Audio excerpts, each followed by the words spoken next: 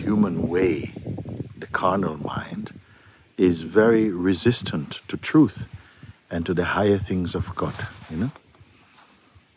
As we develop and become more mature, this mind influence lessens, it drops away, and you come back into the fullness, the full height of your real self, where there's joy and peace and love, and consciousness is your reality, you know. So we must not pay so much attention in the beginning, because we are a little bit intoxicated with, and become toxic with negativity. We are very selfish. We only think of ourself as a personal self in this body. It's very selfish, very selfish rather than selfless. And so we'll find it very inconvenient. The truth will feel inconvenient. You see, we turn away always to serve the small person in ourselves. But this is really out. I hope this is in the early stages, when we are in the early steps into spiritual awakening. Follow my words and my invitation to become more aware of this. The more you learn spiritually in the true way, it's not that you are amassing knowledge, storing up knowledge. It's more that truth creates more space in you. Truth creates less solid, stiff, what you may call contractions in your being. It frees you up, makes you feel light and open and bright, you see?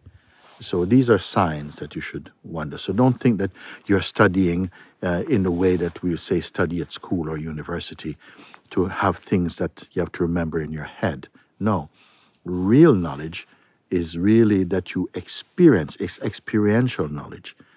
And as your heart opens, real knowledge also comes with faith and trust and with experience. As you begin to experience the fruit of your endeavors, fruit of your looking, you see, a deeper, a fuller world, a wider world is opening up inside you. And the world within you, so to speak, within yourself as consciousness, is much greater than the physical world, you know, the physical universe.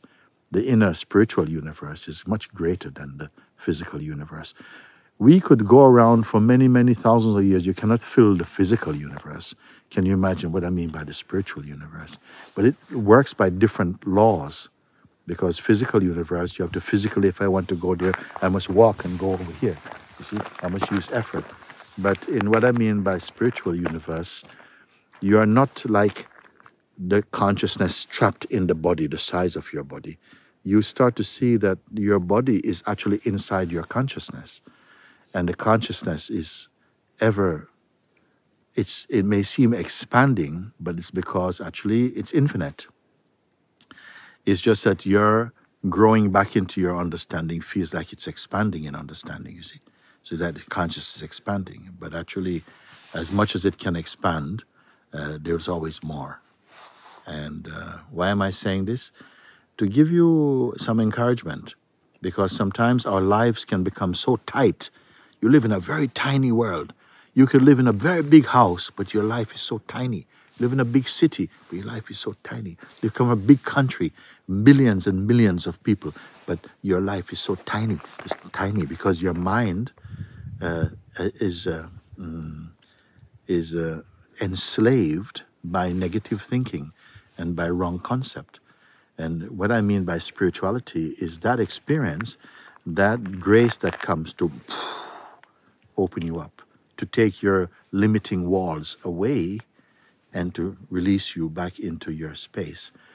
And the infinite space of self will not feel just infinite, like, whoa, I'm being spread thin. It's like everywhere you are there. Everywhere you go, you are there. You see? I hope this doesn't feel too much for you, but more that you, it's not about qualitative changes or quantitative, not quantity of change, but quality of change.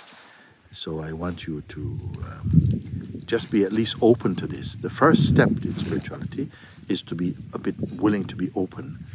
so that you can find the space that is greater than your mind is presenting.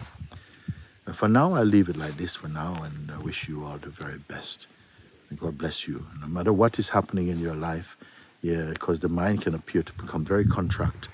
You can be living in a house the size of a pea, and that's not the truth. Yeah, but mind can become like ego can make this happen.